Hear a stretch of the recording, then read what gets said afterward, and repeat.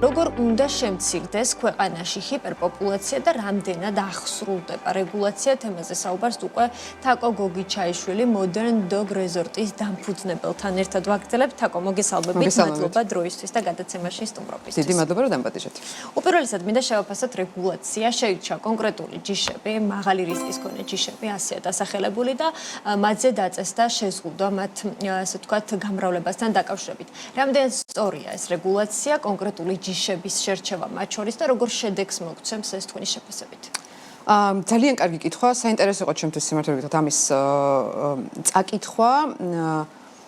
ეს ჯიშები, რომლებიც შეარჩიეს, ეცი არის ხა საკმაოდ ბევრი არის შეიძლება არგენტინული დოგი, მაგრამ რამოდენიმე ჯიში რომელიც არის ჩამოთვლილი, მე არ მგონია რომ საქართველოში იმდენი იყოს, რომ ჩვენ გვჭირდებოდეს ამაზე დაუშვათ მორატორიუმის გამოცხადება, მაგრამ თვითონ იდეა იმისი, რომ ჩვენ შევწყვეტოთ ძაღლების გამრავლება, დიდი ალბათობით რაღაცა ეტაპისთვის სწორია. მაგრამ თუ რა ჯიშები იქნება შერჩეული ამისთვის სიტყვა, მომატებული რისკის ჯიში არ არის განმარტებული არც კანონში, არც ახალ კანონში, რომელიც შემოვიდა, იმიტომ რომ მომატებული რისკის ჯიში თუ ესე დავიწყებთ რაღაცის დასახელებას, მაშინ უნდა იყოს კონკრეტულად ძალიან კონკრეტულად ჩამოთვლილი თუ რატომ არის ეს ძაღლი მომატებული რისკის, რომ მაგალითად არ მოხდეს ესეთი რაღაცა, რომ რადგან ვიღაცას ყავს დიდი ძაღლი, ეს ძაღლი ხდება საშიში. სტაფორდშირ ტერიერი მაგალითად ერთ-ერთი ოფიციალური ჯიში არის, პიტბულ ტერიერი მაგალითად არ არის ოფიციალური ჯიში, იმიტომ რომ ეს რაღაცა ჯიშების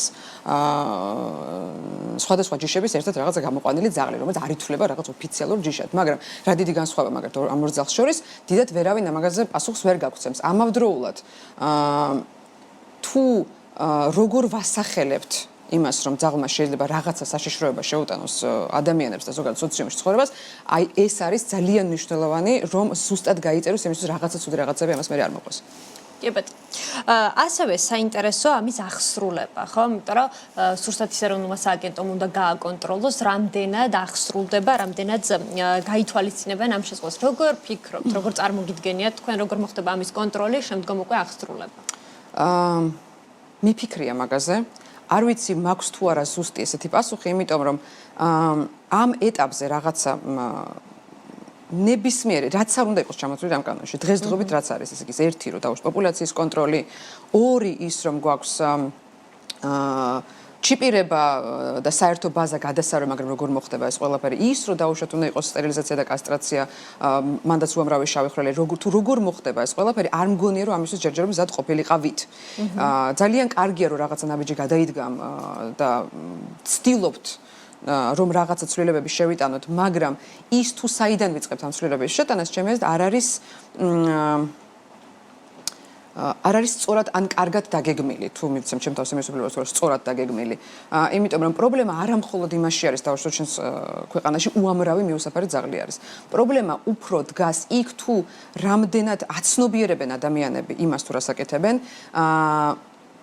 განათლება სამწუხაროდ, განათლება არა მარტო დედაქალაქებში, რასაც უზარმაზარი ყურადღება ექცევა, არამედ რეგიონებში და იქამდე სანამ ძაღლი იქნება ძაღლია და აგერ მივაბავ და რაღაცას ვაჭრე მაკარონს გადავუყრი, იქამდე იქნება ეს პრობლემა. პრობლემა არ გვარდება მხოლოდ სტერილიზაციით და კასტრაციით. სტერილიზაციას და კასტრაციას შეიძლება უამრავი სხვა პრობლემა მოყვეს.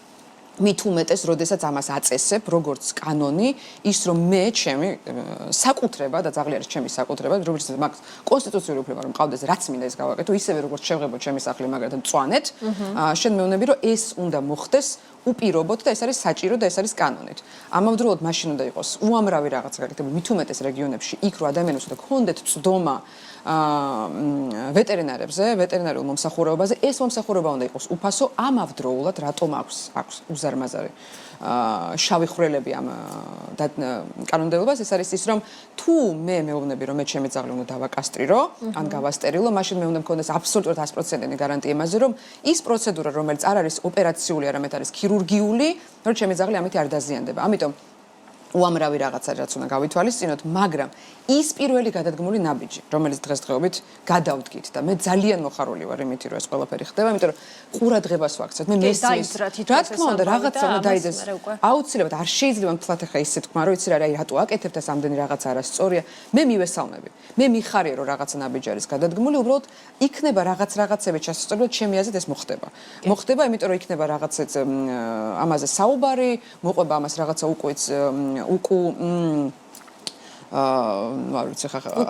უკავშირი კი ადამიანებისგანაც და მე ჩემს რაღაცებს უკვე შევცვლით. კი, 10,000 ლარიანი ჯარიმაა კანონმდებლობებზე დაწესებული. აქ ბევრი საფრთხე ჩნდება, მათ შორის ხომ არ გამოიწვევს მაგალითად პატრონიან ძაღლებში შიშს, უკვე ვისაწყავს ეს კონკრეტული შეზღუდული ჯიშები, რომ მე უკვე საფრთხის წინაშე არ აღმოჩნდნენ და ეს კიდევ უფრო მეტ უპატრონო ძაღლს ხო არ მოგწევს. აი, ეს რამდენად სწორად არის დადგენილი. როგორ მოხდება, კითხვა უფრო ეს არის, როგორ დაწესდება ეს 10,000 ლარიანი ჯარიმა. როგორ უნდა მოხდეს, ხო? თუ დაუშვათ არის რაღაცა საერთო ბაზა, მაგალითად, რომელზეც წესით მეც, როგორც სასტუმროს მეპატრონოს, როგორც ცხოველთა მულტიფუნქციური სივრცის მეპატრონოს, რომელიც აწვდის ადამიანებს რაღაცა სხვადასხვა სერვისებს მე ცხოველებისთვის, უნდა მქონდეს ასევე რაღაცა წვდომა ბაზაზე, რომელშიც იქნება ყველა ეს ძაღლი მოქცეული, რომელზეც დღესდღეობით ეს წვდომა არ გვაქვს, მიუხედავად იმისა, რომ კანონი მაინც გაიტანეს. წვდომა ჩვენ არ გვაქვს. არის კიდე რაღაცები, რომელიც დაუშვათ ჩვენ არ ვიცით თუ სად უნდა დავრეგისტრირდეთ, რომელიც ვერ მივიღეთ აქედან ინფორმაცია, სადაც არ უნდა დაგვერეკა, რაც ძალიან მნიშვნელოვანია, იმედი ამას მოისმენთ. ან სტაფი არ არის დატრეინინგებული და არ იცის რა პასუხი გაქვს, ან არ არსებობს უბრალოდ ეს რაღაც. ამიტომ ის თუ როგორ დაუწესებ, შენ ქუჩაში უნდა გააჩერო მაშინ ადამიანი. შეამოწმო ძაღლი არის თუ არა კასტრირებული და შემდეგ დაუწესო. ეს რაღაც უბრალოდ არ ჯდება. კი, ან დაადგინო როდის. ან დაადგინო როდის არის ეს ძაღლი დაბადებული, რაც უამრავი რაღაცა შეიძლება ამაზე გაკეთდეს.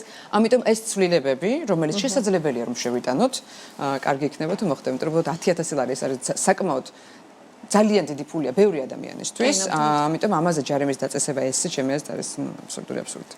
კი, ნამდვილად ასეა. თაკო, კითხავ Modern Dog Resort-ის შესახებაც, როგორ ვითარდება კომპლექსი და მათ შორის რამდენად ჩნდება მოთხოვნა, რამდენად იზრდება ცნობიერება იმ სერვისებზე, რასაც აწვდით თქვენ დღეს მომხმარებელს?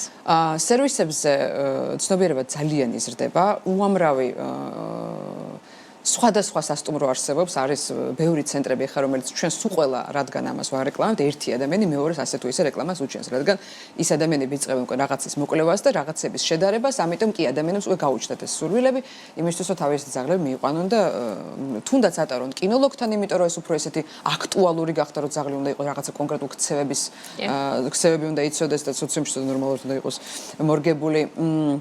ამიტომ მე ძალიან მიხარია ის ცვლილებები, რაც ხდება დღესდღეობით ამ სერვისებში, თუნდაც ის შეჯიბრი, ის პირველობა, ის რაც ადამიანის ცდილობენ რომ სტანდარტი აიწიოს, რაც იმას ნიშნავს, რომ ცხოველებს ბევრად უკეთესი სერვისი მიეწოდებათ დღესდღეობით და ჩემი აზრით განვითარდება კიდევაც ძალიან სწრაფად. კი ბატონო, ძალიან დიდი მადლობა თაკო გადაცემაში სტუმრობისთვის, წარმატებები თქვენ Modern Dog Resort-ს წარმატებები და გელოდებით სიახლეებით ჩვენს. მადლობა დიდი. თაკო გოგიჩაიშვილი Modern Dog Resort-ის დამფუძნებელი იყო ჩვენი სტუმარი.